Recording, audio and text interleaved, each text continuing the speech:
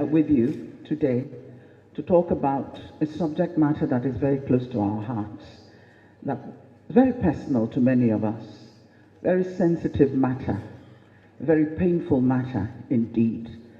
And yes, some of us have lived with some bitterness, and we make no apologies about that. We were a people in war, led into war not by our own wishes or design, but in self-defense. No apologies, Nigeria. No apologies to the world. But here we are. I'm sorry, I'm going to stand up, if you don't mind. My name is Onyeka Onwenu, and it's not the Onyeka Onwenu that you think you know, that you read about in the papers, but the Onyeka Onwenu that was born and raised in Port Harcourt. That's correct. And the person who made that statement knows. When he says DK Onwenu, he's telling you where this person came from. My father was the first Arrondissement man in the Federal House, and he was representing a Port Harcourt constituency. He was the principal of Enitonia High School. He was a brilliant man, but he died too early. Thank you. That's my background. I'm also from Abia State. Since I am Adamazi, I'm Onwenu. Adamazi. I'm from Imo State, Arrondissement, and I'm from Anambra, where my mother comes from. I can go there and live. I can do anything I want in Anambra. Nobody can say anything to me. I'm also from Lagos State. Surprise, surprise. Yeah, I'm from Lagos State. I married a Yoruba man. I have 2 Yoruba children. They only paid 5,000 naira as bride price, so we have a right to demand more money anytime. 5 minutes going. Yes, 50 years after I fought the war. As a young girl, 14, 15, 16, 17, I was in that war, and I lost many relatives. I worked in hospitals. I carried babies who died in my arms. I treated old people who took days to die. People were dying out of hunger. Even our soldiers were dying out of hunger at a particular point. But thank God, we survived.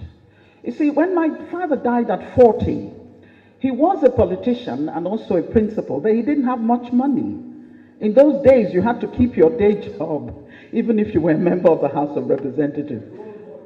Yes, my mother, an Anambra woman, was a trader. Put your hands together for Anambra women. She was richer than my dad, so my dad would borrow money from her to buy the land, and he never paid back. You know how it is. And my mother dares not raise the subject again. At the end of the war, I could not go back to Port Harcourt. My home was abandoned property. Those of you who come from Port Harcourt know the story. A home that a widow, my father had just laid the foundation when he died in a motor car accident, on duty.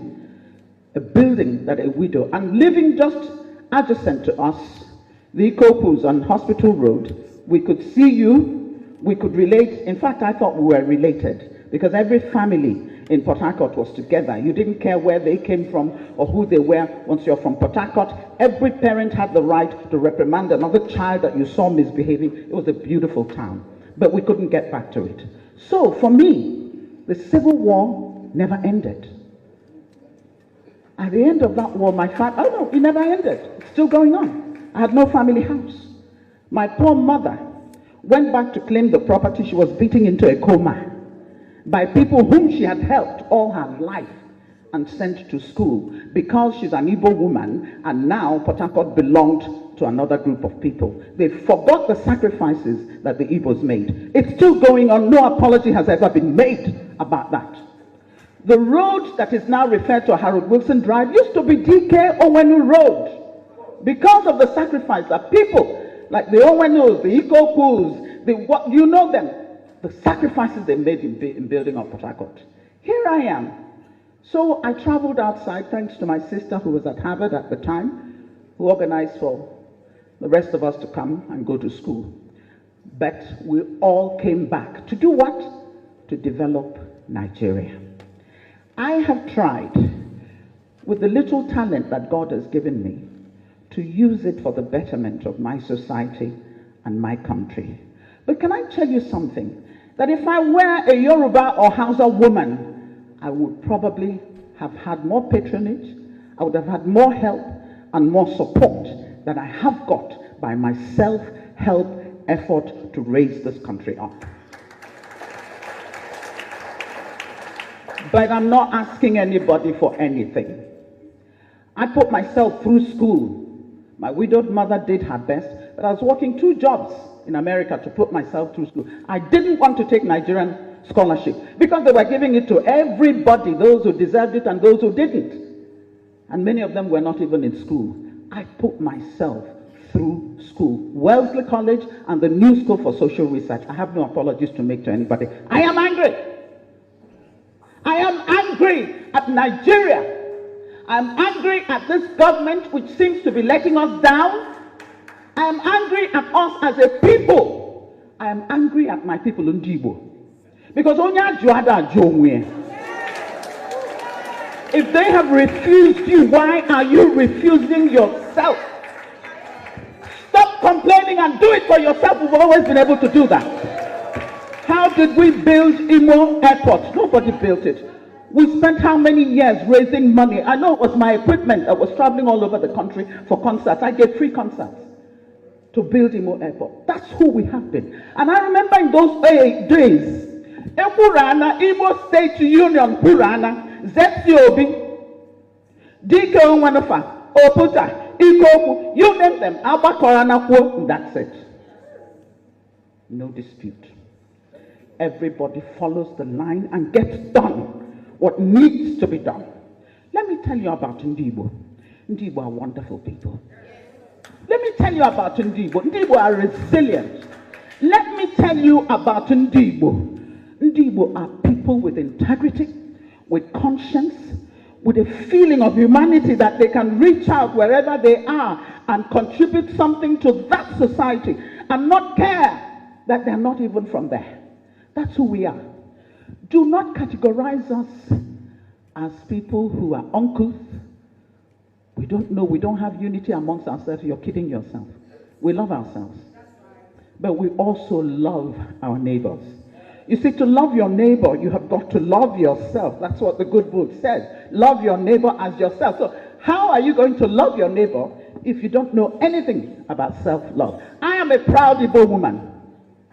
And yes, if there's anything you know about me as I walk into a place, know that there's nothing you can do to me in this country to bow my head.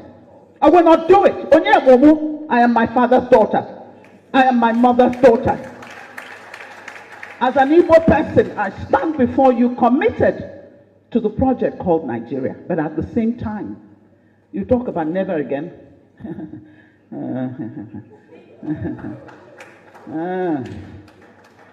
With what is happening now, never again? I don't know. But I will soon take my seat. Let me say to the rest of Nigeria, you insult us, and sometimes we do the insulting as well, and that's terrible. We've come to a stage where we have to be insulting each other so badly. But go ahead. We will not succumb. We will not bow. We are children of God. We are here for a purpose. God has put us on this good earth for that purpose. You cannot drive us to the sea. You cannot tell us to shut up and take the pain that you are inflicting on us, abuse us on top of it. Listen, if you don't want us, then let us go. Thank you.